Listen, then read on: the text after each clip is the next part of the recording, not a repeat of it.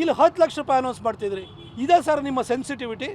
ನಿಮ್ಮಲ್ಲಿ ನಿರ್ಭಾವುಕತೆ ಅನ್ನೋದು ಕಾಣ್ತಾ ಇದೆ, ಸಂವೇದನೆನ ನೀವು ಕಳ್ಕೊಂಡಿದ್ದೀರಿ ಅನ್ನೋದು ಸ್ಪಷ್ಟವಾಗಿ ಹೇಳಲಿಕ್ಕೆ ಬಯಸ್ತೀನಿ. ಇಷ್ಟು 7 IPL ಮ್ಯಾಚ್ಗಳು ಬೆಂಗಳೂರಿನಲ್ಲಿ ನಡೀತಲ್ಲ, ಇದುವರೆಗೆ ಎಷ್ಟು ವರ್ಲ್ಡ್ ಕಪ್ ಮ್ಯಾಚ್ಗಳು ನಡೆದಿದ್ದಾವೆ? ಎಲ್ಲಾದರೂ ಚಿನ್ನಸ್ವಾಮಿ ಸ್ಟೇಡಿಯಮಲ್ಲಿ ಎದುರುಗಡೆ ಆಯಿತು. ಇಷ್ಟು ಜನ ಬನ್ನಿ ಅಂತೇಳಿ ಓಪನ್ ಆಗಿ ಮುಖ್ಯಮಂತ್ರಿಯರೇ ಟ್ವೀಟ್ ಮಾಡಿ ಕರಿತಾ ಇದ್ದಾರಲ್ಲ, ವಿಧಾನಸೌಧ ಎದುರುಗಡೆ ಇವರು ಶಾಲು ಮತ್ತು ಪೇಟ ಹಾಕುವಂಥ ಅಗತ್ಯ ಇತ್ತ? ಚಿನ್ನಸ್ವಾಮಿ ಸ್ಟೇಡಿಯಮ್ಗೆ ಬರ್ಬೋದಿತ್ತಲ್ವ? ಅಲ್ಲೇ ಬೆಳಗ್ಗೆಯಿಂದಲೂ ವ್ಯವಸ್ಥೆನ ಮಾಡಿಬಿಟ್ಟು ಒಂದೇ ಕಡೆ ಕೊಡ್ಬೋದಿತ್ತಲ್ವ? ಪೊಲೀಸರು ಏರ್ಪೋರ್ಟ್ ಹತ್ರ ಅವ್ರು ಬಂದು ಇಳಿದಾಗ ಅಲ್ಲಿಂದ ರಕ್ಷಣೆ ಕೊಡಬೇಕು, ದಾರಿ ಉದ್ದಕ್ಕೂ ರಕ್ಷಣೆ ಕೊಡಬೇಕು, ವಿಧಾನಸೌಧ ಎದುರುಗಡೆ ಇವ್ರ ಮಕ್ಕಳಿಗೆ ಆಟೋಗ್ರಾಫ್ ತಗೊಳ್ಳೋದಕ್ಕೆ ರಕ್ಷಣೆ ಕೊಡಬೇಕು, ಚಿನ್ನಸ್ವಾಮಿ ಸ್ಟೇಡಿಯಂ ಎದುರುಗಡೆ ರಕ್ಷಣೆ ಕೊಡಬೇಕು. ಪೊಲೀಸರು ಏನು ಮಾಡ್ತಾರೆ ವ್ಯವಸ್ಥೆನ? ಒಂದು ಕಡೆ ಕಾರ್ಯಕ್ರಮ ಮಾಡ್ಬೋಯ್ತಲ್ಲ, ಬಂದು ಚಿನ್ನಸ್ವಾಮಿ ಸ್ಟೇಡಿಯಮ್ಮಲ್ಲೇ ಸ್ಟೇಜ್ ಹಾಕಿ ಅಲ್ಲೇ ಕಾರ್ಯಕ್ರಮ ಇವ್ರದ್ದೊಂದು 15-20 ನಿಮಿಷ ಮುಗಿಸ್ಕೋಬೋದಿತ್ತಲ್ವ? ಅಲ್ಲೇ ಇವರು ಗ್ಯಾಲರಿನಲ್ಲಿ ಕೂತ್ಕೋಬೋದಿತ್ತಲ್ವ? ಎರಡೆರಡು ಕಡೆ ಯಾಕೆ ಮಾಡಿದ್ರಿ ಸರ್? ಆಮೇಲೆ ನಿಮ್ಮನ್ನು ರಿಸೀವ್ ಮಾಡೋಕ್ಕೆ ವಿರಾಟ್ ಕೊಹ್ಲಿ ಕರೆದಿದ್ದ? ನೀವು ಯಾಕೆ ರಿಸೀವ್ ಮಾಡೋಕ್ಕೆ ಹೋಗಿದ್ರಿ? ನಿಮಗೆ ವ್ಯವಸ್ಥೆ ಮಾಡೋಕ್ಕಾಗಲ್ಲ ಅಂದಮೇಲೆ ಪ್ರಚಾರಕ್ಕೆ ಹೋದ್ರಿ. IPL ಹೆಡ್ಡು ಭಾಳ ಸ್ಪಷ್ಟವಾಗಿ ಹೇಳಿದ್ದಾರೆ. IPL ಹೆಡ್ಡು ನಾವು ಯಾವುದು ಈ ಥರದೊಂದು ಪ್ರಿಪ್ರೇಷನ್ ನಡೀತಾ ಇರೋದೇ ನಮಗೆ ಗೊತ್ತಿಲ್ಲ ಅನ್ನೋದನ್ನು ಸ್ಪಷ್ಟವಾಗಿ ಹೇಳಿದ್ದಾರೆ. ಹಾಗಾದ್ಮೇಲೆ ಇವ್ರು ಯಾಕೆ ಮಾಡಬೇಕಿತ್ತು? ಇವ್ರ ಸಚಿವರೆಲ್ಲ ಯಾಕೆ ಓಡೋಗ್ಬಿಟ್ಟು ಬುಕ್ಕೆ ಕೊಡೋಕೆ ಹೋಗಬೇಕು? ಯಾಕೆ ಇವ್ರ ಮಕ್ಕಳನ್ನ ಕರ್ಕೊಬರ್ಬೇಕು? ಇವ್ರು ನಮಗೆ ಗೊತ್ತಿಲ್ಲ ಅಂತ ಹೇಳ್ತಾರಲ್ಲ, ನಿಮ್ಮ ಮಕ್ಕಳನ್ನ ಹೆಂಗೆ ಕರ್ಕೋಗಿದ್ರಿ? ನಿಮಗೆ ಯಾಕೆ ಆಟೋಗ್ರಾಫ್ ಬೇಕು? ನಿಮ್ಮ ಮಕ್ಕಳಿಗೆ ಯಾಕೆ ಪ್ರಚಾರ ಬೇಕು? ಇಷ್ಟೆಲ್ಲ ನಿಮ್ಮ ಮಕ್ಕಳಿಗೆ ಪ್ರಚಾರ ಪಡ್ಕೊಳ್ಳೋದಕ್ಕೆ ಅಲ್ಲಿ ನೀವು ಕಾರ್ಯಕ್ರಮವನ್ನು ವಿಧಾನಸೌಧದ ಎದುರುಗಡೆ ಮಾಡ್ತೀರಿ. ಸ್ಟೇಜಲ್ಲಿ ಯಾರಿದ್ರು? ಆಟಗಾರರಿಗೆ ಕಿರಿಕಿರಿ ಆಗ್ತಾಯಿತ್ತು. ಅಲ್ಲೊಂದು ವ್ಯವಸ್ಥೆ ಇಲ್ಲ. ಅದು ಯಾರ ಕಾರಣ? ವಿಧಾನಸೌಧ ಯಾರು ಸುಪರ್ದಿನಲ್ಲಿರುತ್ತೆ? ಅಲ್ಲೇ ಅವ್ಯವಸ್ಥೆಯನ್ನು ಮಾಡಿದ್ರಿ. ಅಲ್ಲಿ ಜೊತೆಗೆ ಅಲ್ಲಿ ನುಗ್ಗಲಾಯಿತು. ಅವರು ಅಷ್ಟು ಅವಘಡ ಸಂಭವಿಸಿದ ನಂತರ ಒಂದು ನೈತಿಕ ಹೊಣೆ ಹೊರುವಂಥ ಒಂದು ನಿಮಗೆ ಕನಿಷ್ಠ ಒಂದು ಧಾರಾಳತನ ಇಲ್ವಲ್ಲ? ಅವ್ರಿಗೆ ಸೂಕ್ತ ಪರಿಹಾರ ಕೊಡಬೇಕು ಅನ್ನೋದು ಧಾರಾಳತನ ಇಲ್ವಲ್ಲ? ಮತ್ತು BJP ಅವ್ರು ಮಾಡಿರೋ ಏನು ದೇಶದಲ್ಲಿ ಬೇರೆ ಕಡೆಯಲ್ಲಿ ನಡೆದಿಲ್ವಾ ಅಂತ ಹೇಳ್ತೀರಿ. ದೇಶದಲ್ಲಿ ನಡೆದಿರೋದು ಬಿಟ್ಬಿಟ್ರೆ RCB ಗೆದ್ಕೊಂಬಂದಿರೋದು ವಿರಾಟ್ ಕೊಹ್ಲಿ ಆಗಲಿ ಇಡೀ ತಂಡ ಬರ್ತಿರೋದು ಅವ್ರ ಅಭಿಮಾನಿಗಳು ನೋಡಲಿಕ್ಕೆ, ನಿಮಗೆ ಆಟೋಗ್ರಾಫ್ ಕೊಡೋಕ್ಕಲ್ಲ. ಹಾಗಿದ್ರೂ ಕೂಡ ನಿಮ್ಮ ಕರೆದು ಪೇಟ ಹಾಕಿ ಅಂತ ಹೇಳಿದ್ರಾ? ವಿಧಾನಸೌಧ ಎದುರುಗಡೆ ಪ್ರೋಗ್ರಾಮ್ ಮಾಡಿ ಅಂತ ಹೇಳಿದ್ರಾ? RCB ವಿರಾಟ್ ಕೊಹ್ಲಿ ಅವ್ರಿಗೆ ಗೆದ್ದಾದ ನಂತರ ಥ್ಯಾಂಕ್ ಮಾಡಿದ್ದು RCBಗೆ. ಬೆಂಗಳೂರಿನಲ್ಲಿ ನನ್ನ ಹೃದಯ ಇರೋದು, ನನ್ನ ನಿಷ್ಠೆ ಇರೋದು ಬೆಂಗಳೂರಿಗೆ ಅಂತೇಳಿ ಹೇಳಿದರು, ನಿಮಗೆ ಅಂತ ಹೇಳಿಲ್ಲ. ನಿಮ್ಮನ್ನ ಯಾರು ಕರೆದಿದ್ದವರು? IAS ಆಫೀಸರ್ ನೇತೃತ್ವದಲ್ಲಿ ಒಂದು ತನಿಖೆ ಮಾಡ್ತೀವಿ ಅಂತೇಳಿ ಹೇಳಿದರೆ ಅದು ತಿಪ್ಪೆ ಸರಿಸೋದು ಮುಗ್ದೋಯ್ತದು. ಅದರಿಂದ ಏನೂ ಆಗಲ್ಲ. ಇಲ್ಲಿ ಮೂಢ ಹಗರಣದಲ್ಲೇ ನಾವು ನೋಡಲಿಲ್ವಾ? ಇಂಥ ಕಮಿಟಿ ಮಾಡೋದೆಲ್ಲದು ಕೂಡ ಮುಚ್ಚಾಕಕ್ಕೆ ಅನ್ನೋದು ನಮಗೆ ಭಾಳ ಸ್ಪಷ್ಟವಾಗುತ್ತೆ.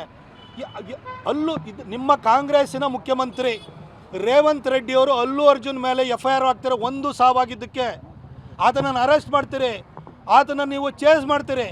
ಇಲ್ಲಿ ಯಾರ ಮೇಲೆ ನೀವು FIR ಆಗ್ತೀರಿ ಹೇಳಿ ಸರ್? ಯೋಗಿ ಆದಿತ್ಯನಾಥ್ ಬುದ್ಧಿ ಹೇಳಕ್ಕೆ ಹೋಗ್ತಿದ್ರಲ್ಲ, 60 ಕೋಟಿ ಸಂಭಾಳಿಸಿರುವಂಥ ವ್ಯಕ್ತಿಗೆ ನೀವು 60,000 ಸಂಭಾಳಿಸ್ಲಿಕ್ಕಾಗದೆ ಅಂತವರು ನೀವು ಬುದ್ಧಿ ಹೇಳ್ತಿದ್ರಲ್ಲ.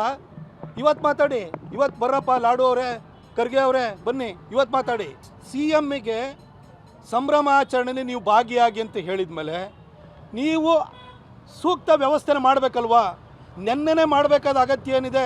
2-3 ದಿನ ತಗೊಂಡು ಶನಿವಾರ ಎಲ್ಲ ಕಾರ್ಪೊರೇಟ್ ಕಂಪನಿಗಳಿಗೆ ರಜೆ ಇತ್ತು, ಒಳ್ಳೆ ಪ್ರೊಸೆಷನ್ ಮಾಡ್ಬೋದಿತ್ತಲ್ವಾ? ಏನು ಆಟಗಾರರು ಓಡೋಗ್ತಿದ್ರಾ? ಅವರು ಬೆಳಗಿನ ಜಾವದವರೆಗೂ ಆಟ ಆಡಿಬಿಟ್ಟು ಅವರು ಒಂದು ರಿಲ್ಯಾಕ್ಸ್ ಮಾಡೋಕ್ಕೂ ಟೈಮ್ ಇಲ್ದಲೆ ಅವ್ರನ್ನ ಅಲ್ಲಿಂದ ತುಂಬ್ಕೊಂಡು ಇಲ್ಲಿ ಬಂದು ನೀವು ಬುಕ್ಕೆ ಕೊಟ್ಟು ಪೋಸ್ ಕೊಟ್ಕೊಂಡು ನೀವು ಫೋಟೋ ತೊಗೊಂಡು ಆಟೋಗ್ರಾಫ್ ತಗೊಳ್ಳೋಕ್ಕೆ ನೀವು ಇದನ್ನೆಲ್ಲ ತರಾತುರಿಲಿ ಮಾಡಿದ್ರಿ. ನಿಮಗೆ ಜವಾಬ್ದಾರಿ ತೊಗೊಳಕ್ಕಾಗಲ್ಲ ಅಂದಮೇಲೆ ಅವ್ರನ್ನ ಕರೆಯೋಕ್ಕೆ ಯಾಕೆ ಹೋದ್ರಿ? ಜನರಿಗೆ ಯಾಕೆ ಇನ್ವೈಟ್ ಮಾಡಿರಿ? ಆ ಪಾಪದ ಮಕ್ಕಳು ಸತ್ತೋಗಿದ್ದಾರಲ್ರಿ. ಶಾಲೆಗೆ ಹೋಗೋವಂಥ ಪೂರ್ಣಪ್ರಜ್ಞಾ ಶಾಲೆಯಲ್ಲಿ ಹೋಗ್ತಾ ಇರೋ ಒಂದು ಮಗು 8ನೇ ಕ್ಲಾಸ್ನೋಳು ಸತ್ತೋಗಿದ್ದಾಳೆ. ಏನಾಗಬೇಕು ಹೇಳಿ? ಅವ್ರ ಪೇರೆಂಟ್ಸಿಗೆ ಏನು ಅನ್ಸ್ಬೇಕು ಹೇಳಿ? ನೆನ್ನೆಯ ಘಟನೆಯನ್ನು ನೋಡಿದರೆ, ಆ ಸ್ಟೇಜನ್ನು ನೋಡಿದರೆ ಕರ್ನಾಟಕದ ಜನಕ್ಕೆ ಅರ್ಥವಾಗೋಗ್ಬಿಟ್ಟಿದೆ. ಈ ಕಾಂಗ್ರೆಸ್ನವರಿಗೆ ಈ ಚುನಾವಣೆಯಲ್ಲಿ ಗೆಲ್ಲಕ್ಕಾಗಲ್ಲ, ಎಲ್ಲೂ ಗೆಲ್ಲಕ್ಕಾಗಲ್ಲ. ಯಾರೋ ಗೆಲ್ಲುವ ಒಳಗಡೆ ತಾವು ಪ್ರಚಾರ ಪಡೋಕ್ಕೆ ಒಂದು ನಿರ್ಲಜ್ಜರಾಗೋಗ್ಬಿಟ್ಟಿದ್ದಾರೆ ಅನ್ನೋದು ಜನಕ್ಕೆ ಅರ್ಥವಾಗೋಗಿದೆ. ಮುಂದಿನ ದಿನಗಳು ಪಾಠ ಕಲಿಸ್ತಾರೆ. ಬ್ರ್ಯಾಂಡ್ ಬೆಂಗಳೂರು ಅದು ಚುನಾವಣೆಯ ಘೋಷವಾಕ್ಯ ಆಗಿತ್ತು. ಇವತ್ತು ಬ್ರ್ಯಾಂಡ್ ಬೆಂಗಳೂರು ಹೋಗಿ ಅದು ಗುಂಡಿ ಬೆಂಗಳೂರು ಆಯಿತು, ಬೀಚ್ ಬೆಂಗಳೂರು ಆಯಿತು. ಇವತ್ತು ಬೆಂಗಳೂರಿಗೆ ಒಂದು ಮರ್ಯಾದೆ ತೆಗೆಯುವಂತಹ ಒಂದು ಘಟನೆಯೂ ಕೂಡ ನೆನ್ನೆ ಸಂಭವಿಸಿತು. ಬ್ರ್ಯಾಂಡ್ ಬೆಂಗಳೂರು ಅಂತ ಹೇಳ್ಕೊಂಡು ಚುನಾವಣೆ ಗೆದ್ದಾದ್ಮೇಲೆ ಅದ್ರ ಬಗ್ಗೆ ಇವರು ಯೋಚನೆನೂ ಮಾಡಿಲ್ಲ. ಬ್ರ್ಯಾಂಡ್ ಬೆಂಗಳೂರು ಇವತ್ತು ಹೆಂಗಾಗಿದೆ ಅಂದರೆ, ಯಾರೇ ಅಪಾರ್ಟ್ಮೆಂಟ್ ಕಟ್ಟಲಿ, ಏನೇ ಕಟ್ಟಲಿ, ಅವರಿಗೆ 1 ಸ್ಕ್ವೇರ್ ಫುಟ್ಟಿಗೆ 100 ರೂಪಾಯಿ ಚಾರ್ಜು. ಈಗೇನು 250 ರೂಪಾಯಿ ಮಾಡ್ತಾಯಿದ್ದಾರಂತೆ. ಬಿಲ್ಡರ್ಸನ್ನ ಸುಲಿಗೆ ಮಾಡೋದಕ್ಕೋಸ್ಕರವಾಗಿ ಇವತ್ತು ಎಲ್ಲ ಕೆಲಸ ನಡೀತಿದೆ ಹೊರತು ಬೆಂಗಳೂರಿಗೆ ಏನೂ ಒಳ್ಳೆಯದಾಗ್ತಿಲ್ಲ. ಕೇನ್ಸ್ ಟೆಕ್ನಾಲಜಿಯವರು ಮೈಸೂರಿಗೆ ಬರಬೇಕಿತ್ತು ಸೆಮಿಕಂಡಕ್ಟರ್ ಯೂನಿಟ್ಟು, ನಮ್ಮ ಕರ್ನಾಟಕ ಬರಬೇಕಿತ್ತು, ಅವರು ಕಿತ್ಕೊಂಡು ಓಡೋಗ್ಬಿಟ್ರಲ್ಲ. ಪರಿಸ್ಥಿತಿ ಹಿಂಗಾಗೋಗಿದೆ ನಮ್ಮ ಬೆಂಗಳೂರು ಪರಿಸ್ಥಿತಿ. 60 ಕೋಟಿ ಜನಸಂಖ್ಯೆ, ಬೆಳಗಿನ ಜಾವ ಒಂದು ಅವಘಡ ಸಂಭವಿಸಿತು. 45 ದಿನಗಳ ಕಾಲ ಕುಂಭಮೇಳ ನಡೀತು. ಅದಾದ ನಂತರ ಒಂದು ಸಣ್ಣ ಘಟನೆ ನಡೆದಿದೆಯಾ? 60 ಕೋಟಿ ಜನಕ್ಕೆ ವ್ಯವಸ್ಥೆ ಮಾಡಬೇಕು ಅಂದರೆ ಯೋಚನೆ ಮಾಡಿ. ಒಂದು ದಿನಕ್ಕೆ ಪ್ರಾರಂಭದಲ್ಲಿ 3 ಕೋಟಿಯಿಂದ 5 ಕೋಟಿವರೆಗೂ ಜನ ಬಂದರು. 10,000 ಎಕರೆ ಬರೀ ಪಾರ್ಕಿಂಗ್ ಜಾಗ ಮಾಡಿದರು. ಎಲ್ಲ ಕಡೆಯಿಂದ ಬಂದರು. ಅಷ್ಟು ಏರ್ಪೋರ್ಟ್ಗಳು ಫಿಲ್ ಆಗಿದ್ದು. ಅದೇ ರೀತಿ ರೈಲ್ವೆ ಸ್ಟೇಷನಿಂದ ಜನ ಬಂದರು, ಸ್ವಂತ ವೆಹಿಕಲ್ ತೆಗೆದುಕೊಂಡು ಬಂದರು. ಇಷ್ಟು ಜನಕ್ಕೆ 60 ಕೋಟಿ ಜನಸಂಖ್ಯೆಗೆ 45 ದಿನಗಳ ಕಾಲ ವ್ಯವಸ್ಥೆನ ಮಾಡಿದರೆ. ಒಂದು ಘಟನೆ ಸಂಭವಿಸಿದ್ದು, ಅದಾದ ನಂತರ ಮರುಕಳಿಸೋಕೆ ಬಿಡಲಿಲ್ಲ. ನೀವು ಈ ಘಟನೆ ನಿಮ್ಮ ಸಿದ್ದರಾಮೋತ್ಸವಕ್ಕೆ 25 ಲಕ್ಷ ಜನ ಕರೆಸ್ತೀರಲ್ಲ ಸ್ವಾಮಿ. 60,000 ಜನ ನಿಮ್ಮ ಕೇಳ್ಬಾರ್ಲ. 60,000 ಜನಕ್ಕೆ ನಿಮಗೆ ವ್ಯವಸ್ಥೆ ಮಾಡೋಕ್ಕಾಗಲಿಲ್ವಲ್ಲ. ನೀವು ಜನಕ್ಕೆ ಬನ್ನಿ ಅಂತ ಓಪನ್ ಆಗಿ ಇನ್ವೈಟ್ ಮಾಡಿದ್ಮೇಲೆ ವ್ಯವಸ್ಥೆ ಮಾಡೋದು ನಿಮ್ಮ ಜವಾಬ್ದಾರಿ ತಾನೇ. ನಿಮ್ಮ ಜಿನ ನಿಮ್ಮ ಕಮಿಷನ್ನ ಕೂರಿಸ್ಕೊಂಡು ನಿಮ್ಮ ಅಭಿಪ್ರಾಯ ನೋಡು, ಒಂದು ಅರ್ಧ ದಿನಕ್ಕೆ ವ್ಯವಸ್ಥೆ ಮಾಡೋಕ್ಕಾಗುತ್ತಾ ಅಂತ ಕೇಳಬೇಕು ತಾನೇ. ಏನು ನೀವು ರಾಜಕೀಯ ಜಾತ್ರೆನ ಇದು? ಕಾಂಗ್ರೆಸ್ ಕಾರ್ಯಕ್ರಮ ನಡೀತಾವಲ್ಲ, ಬಂದ ಕೂಡಲೇ ಅಣ್ಣ ಅಂತ ಬಂದವರೆಲ್ಲರೂ ಸ್ಟೇಜ್ ಮೇಲೆ ಹತ್ಬಿಡ್ತಾರೆ, ಹಿಂಗಡೆ ಹೋಗಿ ನಿಂತಿರ್ತಾರೆ. ನನ್ನ ಇವ್ರದ್ದೇನಂದ್ರೆ ಕಾಂಗ್ರೆಸ್ ಕಾರ್ಯಕ್ರಮ ಥರ ಕಾಣಿಸ್ತಾ ಇತ್ತು.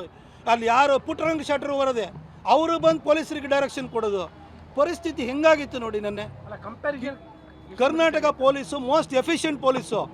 ಪೊಲೀಸ್ ಇಲಾಖೆಗೆ ಕಳಂಕ ಬರೋ ರೀತಿಯಲ್ಲಿ ಇವತ್ತು ಕಾಂಗ್ರೆಸ್ ಸರ್ಕಾರ ಮಾಡಿಬಿಡ್ತು.